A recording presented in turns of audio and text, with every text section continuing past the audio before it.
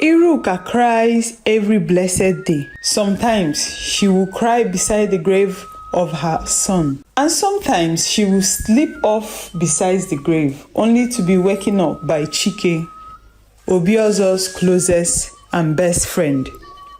Chike will always come to check on Iruka. He would go to the farm, he would fetch her water, he would make sure that she is happy, even though he misses his friends too. But he makes sure that he tries to fill the gap of his friend in the life of Iruka.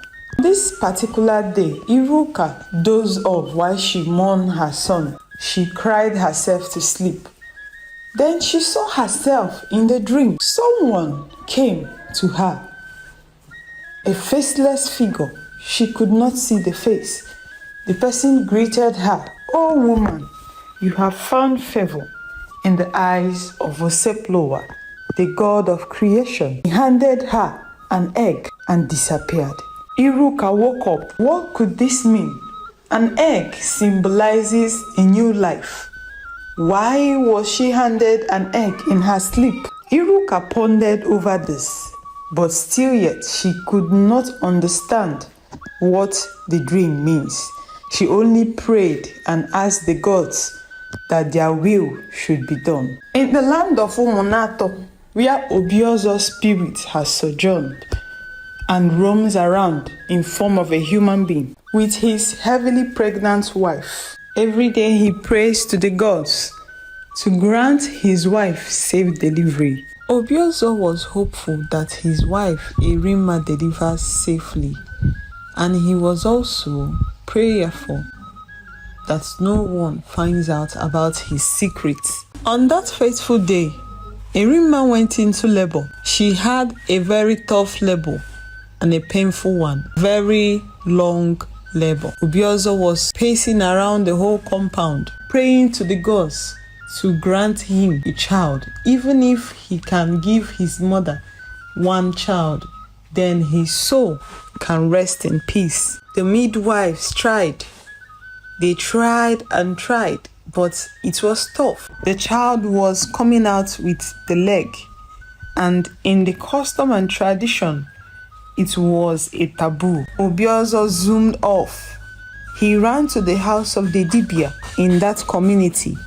When he got there, the Dibia looked at him and said to him, "I know you, OBIOZO, the son of Iruka." OBIOZO was scared. The Dibia said, "I know why you are here." He called OBIOZO a restless soul. He gave him a kola nut and alligator pepper. He told him that when he gets to where his wife is delivering, that he should take the kola nut, walk around his wife 4 times, take the alligator pepper, open it from his back, drop 4 pieces on the bed where his wife is delivering. When he comes outside, he should break the kola nut and pour it out in the open space. After doing that the wife would deliver peacefully. OBIOZO got home. He walked around his wife with the kola nuts and the alligator pepper. Immediately, he finished the ritual. The sound of a child's cry echoed in the compound of OBIOZO. The midwives came out and shouted, "OBIOZO, you are a man. Congratulations. Your wife just delivered of a bouncing baby boy." OBIOZO screamed. He couldn't hold his joy. He ran around the compound. He jumped up. He could not hold his joy. He was going to explode with happiness. He was so happy. Finally, the gods answered his prayers. When they brought the baby to him, he carried the child and lifted it up to the sky and said, "His name will be called Ahamefula." In Igbo land, that name Ahamefula means "my name will not be forgotten." Everybody came to his house they celebrated the birth of a new child. Meanwhile, in the land of Umobum, Ugobemma was pregnant, but she has already passed her due date. Yet, there was no sign of labor. She was always in pain. Everybody said, "This is an abomination for a woman to carry a pregnancy more than 11 months. Yet, there is no sign of labor, no sign that the child will be coming out anytime soon." But all the Dibia house he went to, nobody could fathom the reason why his wife is yet to deliver of the child. He was frustrated. He was sad. The whole village laughs at them and suspects them. Uncle Onkwe's 2 sons started roaming around the village, causing havoc. The other one was a thief. He steals from everybody in the village, while the other one was a chronic smoker and a rapist. Nobody knew what was happening. Nobody understood why everything was turning upside down. But Iruka never stopped her lamentation and her curse. She cursed every morning and night unto those that had hands in the death of her son. She cursed them with the sand of the earth, that nothing good will ever come out of their household. On that fateful day, Uncle Onwukwe's son went to steal from the royal household. He stole from the king a beautiful jewelry which he had bought for his wife, and he was caught by the palace guard. No one who steals in the community is being left alive. The king passed the judgment that he will be stoned to death. The whole villagers gathered, took him to the bush, and he was stoned to death. Uncle Onwukwe cried. He could not believe what happened. That was not the first time of him stealing.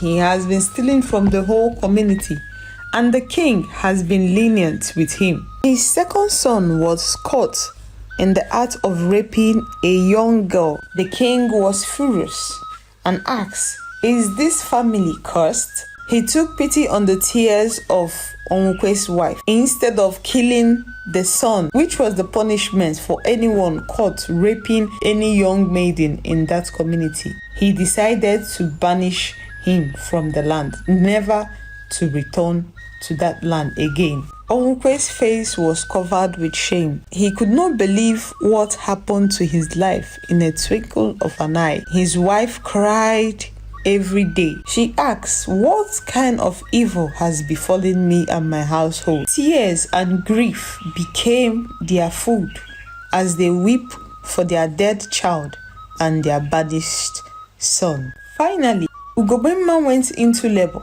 at the 12th month of her pregnancy. The midwives came, took her into the room. After pushing for a very long time, then the baby came forth, only for the midwives to see that the child is already dead before coming out of the mother's womb. Ugobemma cried. Ositademma cried like a child. He said, "What is wrong? Why have death and dissolution visit my household?" Ugobemma cried for her dead child, cried that her child wasn't able to suckle her breast. She kept cursing her husband, Ositademma, asking him, "What did you do? Why is strange things happening in our household? Where did you put your hands? Did you stain your hands with blood? Why did the gods decide to punish me for what I know nothing about?" OBIOZO's wife, Erima, took in the second time, and this time she gave birth to a baby girl, and OBIOZO named her Nneka. She was so beautiful. She has a striking resemblance with OBIOZO's mother, Iruka. Then OBIOZO named her Nneka. Years passed. They were peaceful. They lived a peaceful life in that community. OBIOZO loved his children, but he knew deep down in his heart that he has no time anymore. Then one day, He woke up from sleep and in the middle of the night, then he tapped his wife, Erima, and she woke up. I have a confession to make. Then he said to Erima, my mother is still alive and she lives in the community of Umobo. Erima was shocked. For a moment, she tried to digest what she just heard. Your mother is still alive, but you lied to us that you are an orphan. He said yes, that he did not have the time to invite his mother over for the marriage. Erima said, okay. So when are we going to go and visit your mother? He said, it's not yet time. When the time is right, I will let you know. Erima pondered through what the husband has told her in the night, which she confided to her sister Ada. Ada said, this is strange. Why would he not invite his mother over for your marriage? And why have he not said anything about her till now? But Erima decided not to think much about it since he had already promised that they will visit her soon. OBIOZO visited the native doctor that helped him to deliver his child. He had gone to the native doctor to thank him for the safe delivery of his first child and his second child. He went to thank him for the help he had rendered to him. When he got to the shrine of the native doctor with his yam and fowl, the native doctor called him, OBIOZO, son of the wind. It is time. Go and prepare your household. The words shocked OBIOZO. He was in tears. He only came to thank the native doctor, but the gods delivered another message to him that it is time, that his mission has been fulfilled. OBIOZO got home, sober. His wife called him, Nai, why do you look so down? What is the problem? He said, nothing. Give me food to eat. Then the wife brought his food. After eating, he called his wife and said to her, we need to talk. The wife said, okay. Nanya can hear you. He said to his wife with a sober voice, it is time for us to visit my mother in the land of Umobom. Prepare the kids, pack all our belongings, everything, because we are going back to my land. There was so much pain in his voice, but the wife could not understand why he was sad about going to see his own mother. That fateful day, they bade farewell to the land. Erima bade farewell to her sister. They were happy and sad at the same time because they were going to miss OBIOZO. They embarked on the journey. They traveled for 3 days and 3 nights before they got to the boundary of Umobom. Then OBIOZO said to his wife, Erima, take the kids. Keep going. I need to perform a ritual before I can enter the land of my fathers. I have been away for a very long time and I need to see the Dibia before I could enter into my father's compound. Erima asked him, can't all of us go to the Dibia and perform the rituals? He said no.